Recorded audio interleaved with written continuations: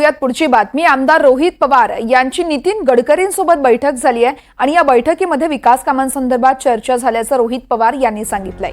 रोहित पवार यांच्या कर्जत जामखेड मतदारसंघात 2 मोठे राष्ट्रीय महामार्ग आहेत, त्या संदर्भात रोहित पवार आणि नितीन गडकरी यांच्यासोबत चर्चा झाली आहे। तर विरोधातल्या आमदारांनी मदत करणारे फार कमी मंत्री असतात असं यावेळेस रोहित पवार यांनी म्हणत गडकरींचं कौतुक केलंय।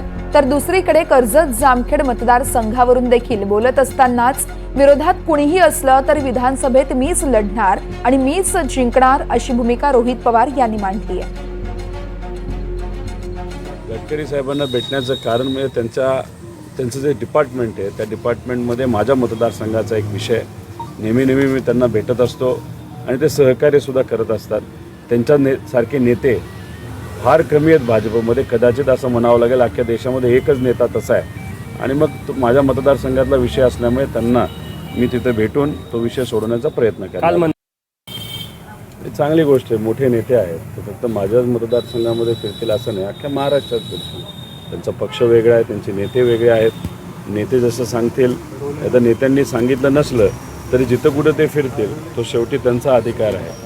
शेवटी मोठ्या नेत्यांना आपण काय बोललो म्हणजे निवडणुकीची तयारी तर सुरू नाही केली त्यांनी। आता मी एक तुम्हाला सांगतो, माझ्या विरोधात कोणाला उभं राहायचं त्यांनी राहावं, किती लोकांना मतं खाण्यासाठी उभं करावं, काही केलं तरी तिथे असणाऱ्या लोकांवर माझा विश्वास आहे।